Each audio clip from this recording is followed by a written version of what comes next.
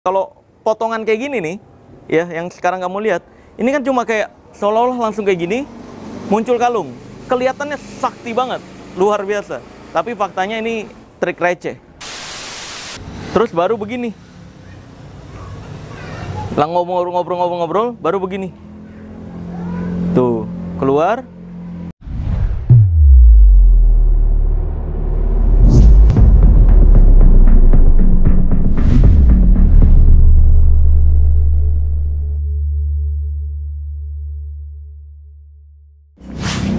Video kali ini gue akan kembali membongkar rahasia di balik ilmu yang katanya hitam dan ilmu yang katanya putih.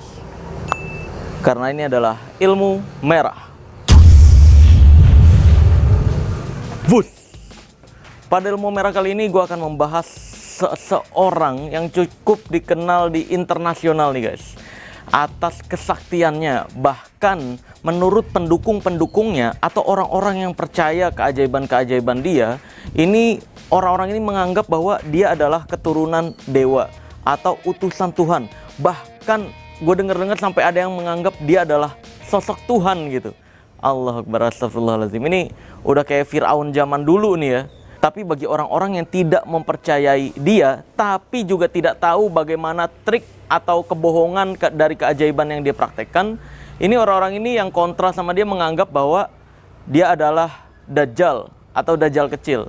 Atau bahkan ada yang bilang dia adalah penyihir. Ada juga yang bilang bahwa dia adalah setan, tatapan matanya adalah seperti setan. Waduh, ya kalau nggak tahu bagaimana cara dari suatu hal keajaiban, pasti nganggapnya itu sihir sih. Dan dulu di awal gue melihat sosok orang ini juga gue kemasukan sugesti itu, atau kemasukan kepercayaan bahwa orang ini adalah Dajjal kecil, seolah-olah punya kesaktian asli gitu. Tapi setelah gue pelajari lagi, pas gue tonton, lah ini mah trik-trik receh bro. Cuma emang dibuat sama tim-timnya ini terlihatnya seolah-olah dia terhormat banget, seolah-olah dia tuh beneran utusan dari Tuhan atau dewa tertentu gitu. Jadi yang kali ini akan gue bahas rahasianya adalah yaitu Sai Baba. Ini perlu gue tekankan dulu nih ya guys ya. Ilmu merah itu tidak pernah menjurus ke suatu agama atau kepercayaan tertentu. Jadi gue menyamaratakan semua dukun-dukun mau berkedok agama apapun.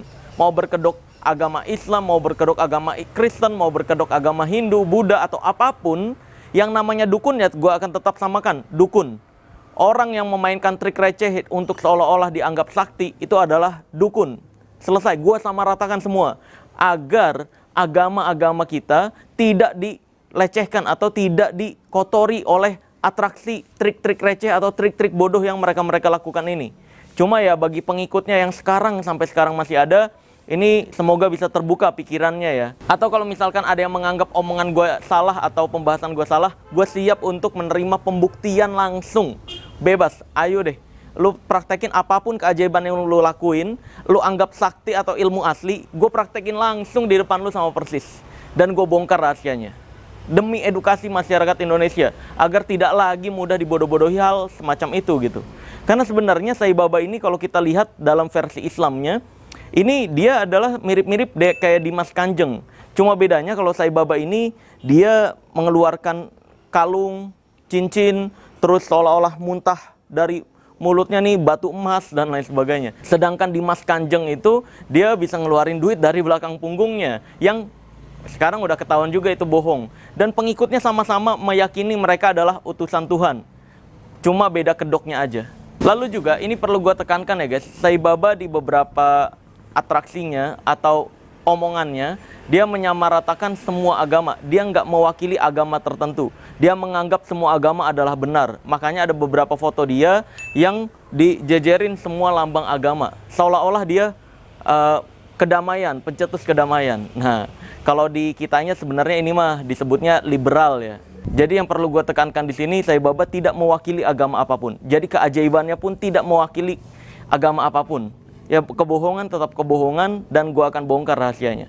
Lalu sebelum gue praktekkan dan bongkar rahasia dari keajaiban Sai Baba ini, gue akan bahas dulu ada orang-orang tertentu dari agama tertentu atau berkedok agama tertentu yang sebenarnya mereka ini adalah dukun berkedok agama.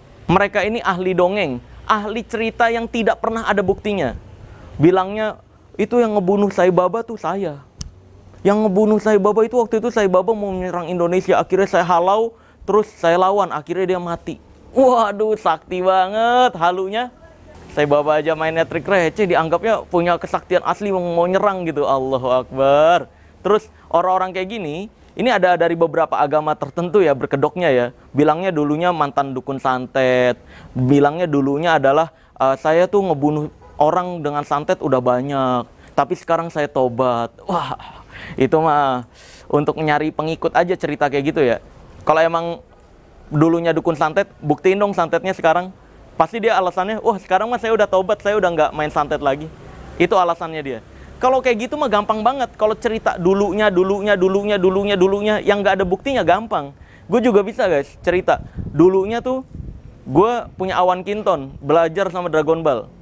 Gue manggil Awan, kemana-mana gue naik transportasi tuh Awan dulu. Terus ketika gue nyampe lokasi, Awannya gue suruh ke atas lagi. Terus kalau ada yang nantangin gue pembuktian, coba praktekin, panggil Awan. Ya sekarang kan saya udah tobat dari ilmu-ilmuan kayak gitu. Gampang banget, cuma jual dongeng doang gitu. Di Indonesia laku lagi. Dan gampang banget dipercaya tanpa adanya bukti. Kalau klaim membunuh Sai Baba, ini gue juga bisa kalau cerita doang. Dulu tuh Sai Baba mau nyerang Indonesia. Itu pesulap merah yang ngehalau. Sesimpel itu guys. Kebohongan-kebohongan sesimpel itu anehnya dipercaya aja gitu. Itu padahal ya fake gitu loh. Kalau emang nggak fake, yang ngaku dulunya dukun santet dari agama apapun ya berkedoknya ya, silahkan santet saya ketemu sama saya, buktiin santet lu yang dulu lu praktekin ke pesulap merah. Kalau terbukti gue kenapa-kenapa atau ya sakit atau meninggal atau apapun, gue akui dia asli ceritanya. Tapi faktanya ya nggak ada guys. Itu adalah cerita palsu yang dibuat-buat untuk mencari simpati orang lain, seolah-olah ajaran dia benar atau seolah-olah dia dulunya udah tobat sekarang gitu. Padahal mah ya nggak tobat. Kalau emang tobat lu nggak bohong kayak gitu, nggak bikin-bikin dongeng-dongeng cerita halu kayak gitu. Ya jadi Sai Baba ini udah meninggal tahun 2011 dan faktanya Sai Baba itu menurut datanya dia meninggal karena penyakit jantung kronis. Bukan karena duel-duelan spiritual supranatural halu, bukan. Semua ilmu-ilmuan supranatural spiritual itu palsu. Yang sekarang dipraktekkan di kamera-kamera semuanya palsu. Nah langsung aja sebelum gue bongkar rahasianya, kita tonton dulu keajaiban-keajaiban Sai Baba. Ini gue udah siapin beberapa keajaiban yang akan gue bahas di video kali ini. Nah, keajaiban pertama nih tuh, dia goyang-goyangin tangan, terus keluar kalung, dipakein. Ini kebanyakan kayak gini guys, kepotong-kepotong nih. Nggak ada video langsung dari awalnya, nggak berani ditunjukin dari awalnya nih. Coba ditunjukin dari awal. Dan kebetulan gue punya tuh proses-proses dia awal bisa munculin kalung dari tangannya. Jadi kelihatan banget kebohongannya. Kalau potongan kayak gini nih, ya yang sekarang kamu lihat, ini kan cuma kayak seolah-olah langsung kayak gini muncul kalung. Kelihatannya sakti banget, luar biasa. Tapi faktanya ini trik receh. Berikutnya, ini ada, oh dia ngeluarin seolah-olah ngeluarin emas dari mulutnya, bola emas. Ih, sakti. Wah, muntah ya, luar biasa. Nah ini kan, nih kamu lihat sekali lagi, ini terlihat cuma potongan. Ketika dia video sebelum itu terjadi nggak diposting juga tuh guys sama pengikut-pengikutnya. Coba kalau diposting, ini kelihatan banget. Ini bukan muntah atau keluar dari mulut atau perutnya, tapi ini sebenarnya, ya nantilah gue bahas ya. Nah kalau dalam dunia aslinya yang bukan trik ya, kalau yang saya bawa praktekkan sih trik. Kalau yang keahlian aslinya bukan trik, itu namanya regurgitator. Yang ahli banget melakukan regurgitator adalah Stevie Star di kelas internasional ya. Dia bisa masukin beberapa benda ke dalam mulutnya, lalu dikeluarin lagi benda-bendanya. Dan kalau yang versi magiciannya, yang ahli melakukan regurgitator ke hewan hidup, itu adalah David Blaine. Dia bisa memasukkan kodok hidup ke dalam mulut, lalu bisa mengeluarkannya lagi dalam kurun waktu yang cukup lama, disimpan di dalam perut. Sekitar 7 menit kalau nggak salah, 7 sampai 13 menit. Ketika dikeluarkan lagi, kodoknya masih hidup. Terus bisa masukin ikan hidup juga. Ketika dikeluarkan lagi, ikannya masih hidup. Nah, jadi kalau yang bukan trik, nama keahliannya adalah regurgitator. Sedangkan kalau yang saya Baba praktekkan ini trik guys. Nah, berikutnya nih guys, materialization. Ini postingan dari pengikutnya atau orang yang percaya Sai Baba atau timnya maybe. Gue juga kurang tahu. Ini lagi dari perkumpulan gitu. Nah, ini kan cut video nih. Nggak dikasih lihat bagaimana dia memunculkan atau sebelum gerakan tangannya memutar. Gue juga baru keinget nih guys, tentang Sai Baba ini baru keinget belakangan ini nih. Oh iya ya, gue belum bongkar trik-triknya Sai Baba. Iya juga, sampai kelas internasional lu percaya sama dia. Mungkin kalau Dimas Kanjeng pada saat itu nggak tertangkap dan nggak ketahuan membunuh pengikutnya yang ngebongkar dia, mungkin dia juga bakal kena kelas internasional yang ketipu sama Dimas Kanjeng ya. Tuh, keluar kalung, sakti nggak tuh? Tuh, ya kan, langsung di-cut, langsung ke tangan dia yang gini-gini muter, keluar kalung. Aktivitas sebelum itu, sebelum tangannya muter-muter, nggak ditampilkan. Kalau ditampilkan, dan kebetulan gue punya video-video dia aktivitas sebelum dia muter-muterin, itu kelihatan banget guys, ngambilnya dari mana, dan kenapa bisa tiba-tiba di tangan gitu. Nah tuh ya kan, di-cut lagi, tiba-tiba udah tangan yang langsung kayak gini, set, putar, keluar. Ya sekali lagi ya, nggak ditunjukin proses sebelum itu terjadi. Ini kayaknya sih dari tim-timnya dia nih guys, untuk membuat seolah-olah, wih beneran nih tangannya bisa keluar gitu. Padahal mah ya, aduh gampang banget dah sumpah. Ntar gue praktekin.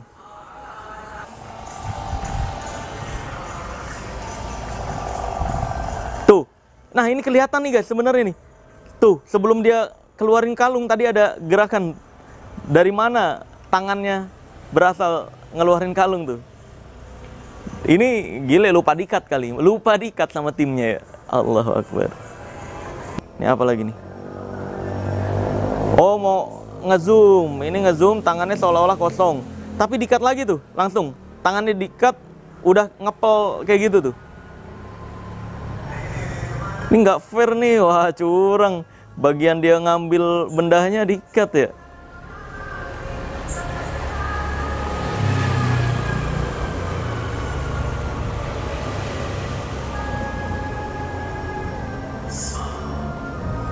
Tuh, tiba-tiba langsung set. Ngepel gini lagi, aduh. Ngepel gini loh tangannya nih. Udah kelihatan banget gitu loh.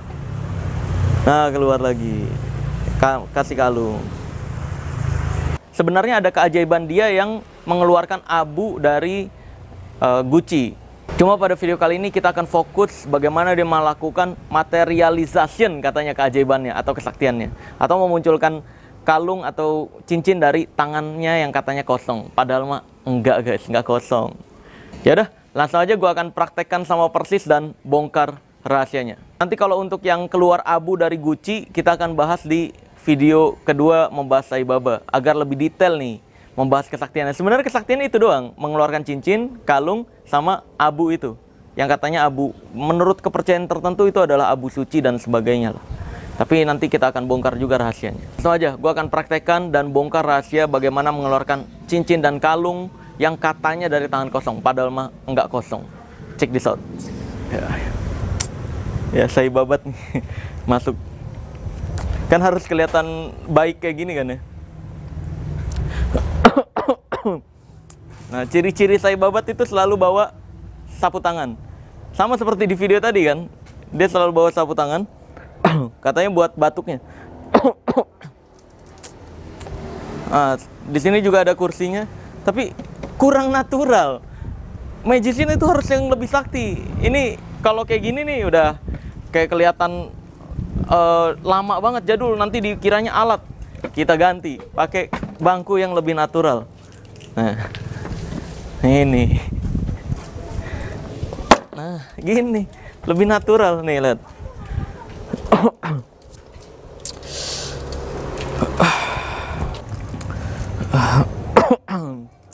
Aduh, Sai Babat emang lagi demam nih.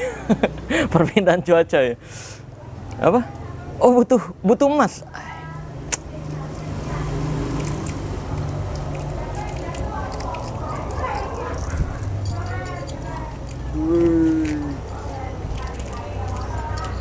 Dipakein. Aduh. Punya utang. Punya utang, pinjol. Aduh. Minjemnya 500.000, balikinnya bro 50 juta.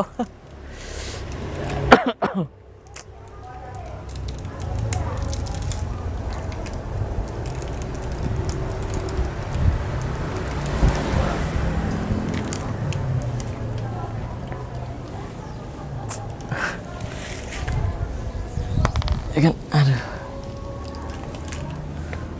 Finish. Boleh tim ambilin kertas-kertas doa yang tadi udah di sekitar sini, ya boleh. Tim. Oh udah. Nah ini udah boleh bukunya. Boleh kita ke yang lain yang belum diambil-ambilin ya. Doa-doanya. Hah? Oh dari sini ya. Kenapa? Oh, kamu mau ngasih hadiah buat orang tua? Oh, tenang aja. Ya bisa. Jadi kamu punya kebaikan nih mau ngasih ke orang tuanya, guys. Dia. Nih lihat.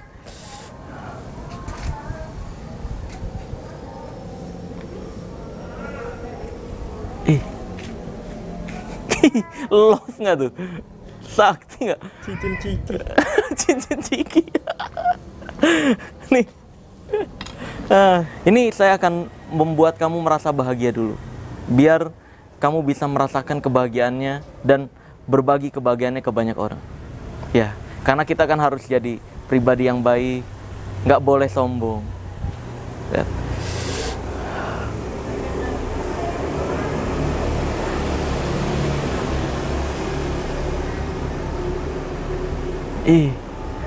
Strawberry nggak tuh? Kita kasih nih. Gitu. Berikutnya yang tadi yang katanya regurgitator atau muntah emas, bola emas. Ini sebelumnya saya minta sapu tangan lagi untuk nutupin batuk saya agar tidak menyebarkan hal buruk. Karena kita kan butuh kebaikan, menyebarkan kebaikan. Wah, terima kasih banget sapu tangannya nih ya. Jadi memang ini lagi perubahan cuaca, jadi memang lagi kurang enak badan.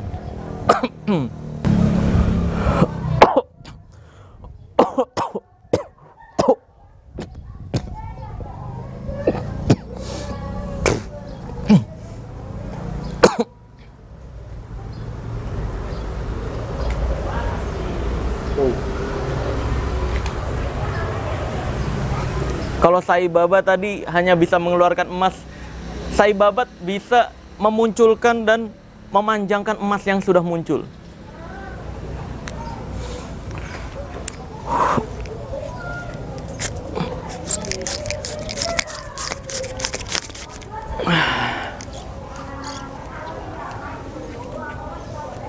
Ya, ini mungkin yang lagi terlilit hutang, boleh silahkan ini diambil, dijual aja nggak apa-apa. Karena kan kita harus menyebarkan kebaikan, nggak boleh sombong. Semua agama itu damai.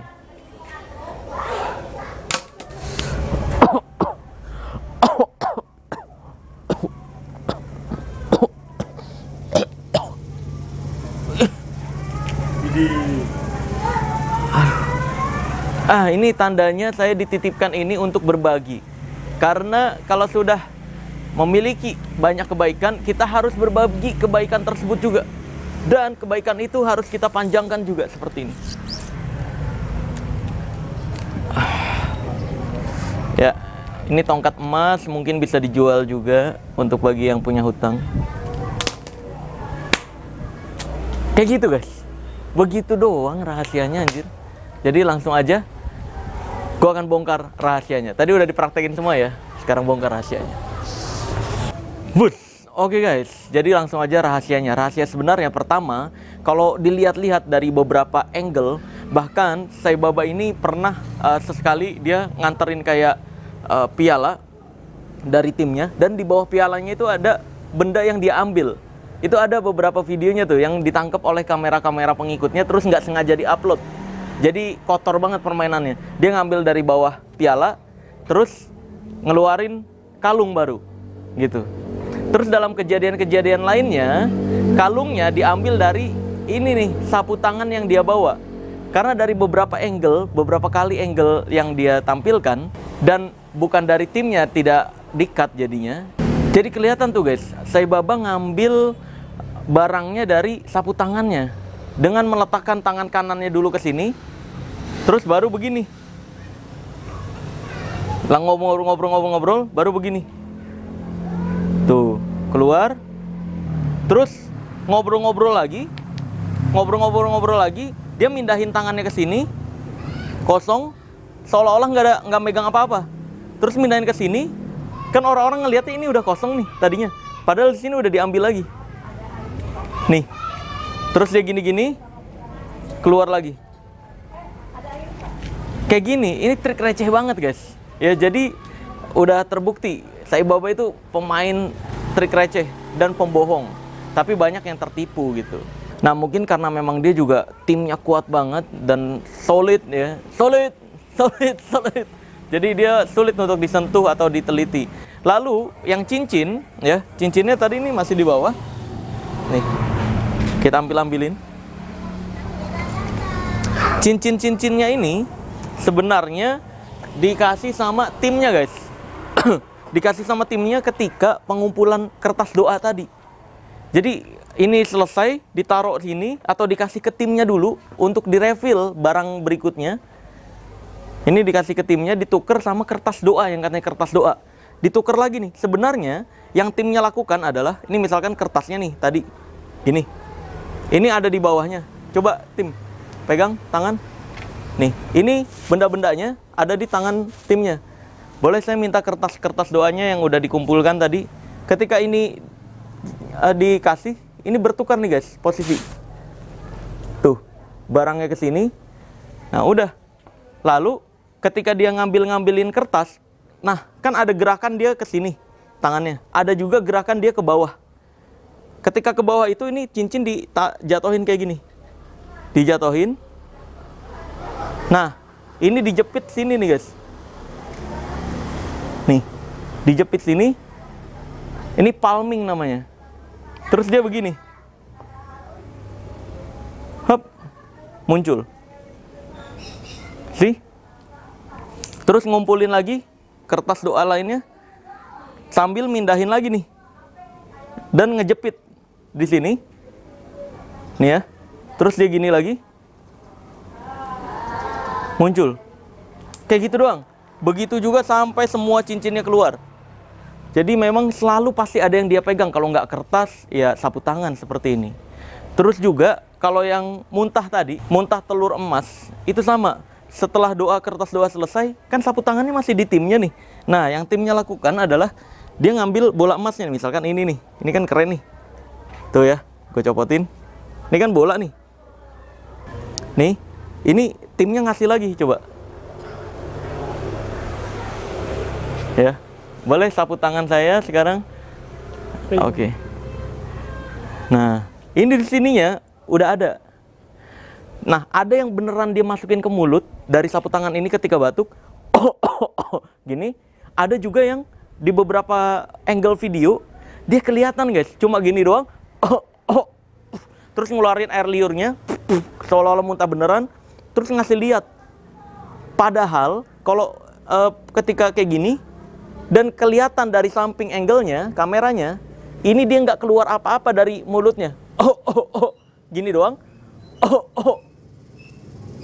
Terus tiba-tiba dibuka, ada telur emasnya. Ini udah dari sininya duluan guys. Dan lagi-lagi ada beberapa telur emas biasanya disimpan di tangannya, gini.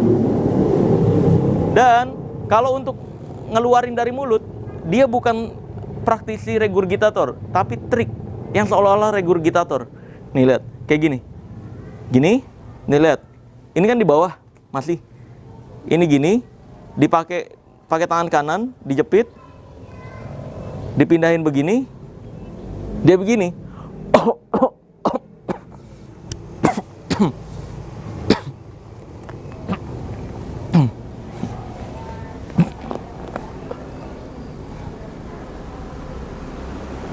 Kayak gitu doang. Jadi receh banget sebenarnya, lebih receh dari Dimas Kanjeng sebenarnya. Cuma zaman dulu, zamannya Saibaba itu internet belum merajaluas, sehingga potongan-potongan video yang seperti tadi kita tonton bareng itu dianggapnya seolah-olah tangannya beneran kosong atau mulutnya beneran kosong terus keluar benda, padahal mah enggak guys. Ya, jadi udah cukup mengerti ya. Video berikutnya atau part berikutnya membahas tentang Saibaba, gue akan bongkar rahasia gimana dia mengeluarkan abu dari dalam guci. Oke, jadi sekian dulu video kali ini. Sampai jumpa di video part berikutnya, yaitu mengeluarkan abu dari guci. Gue akan tutup video ini dengan tagline ilmu merah. Jadilah lebih pintar daripada orang pintar, jadilah lebih normal dari paranormal, dan jadilah lebih natural dari ahli supernatural. Bye-bye.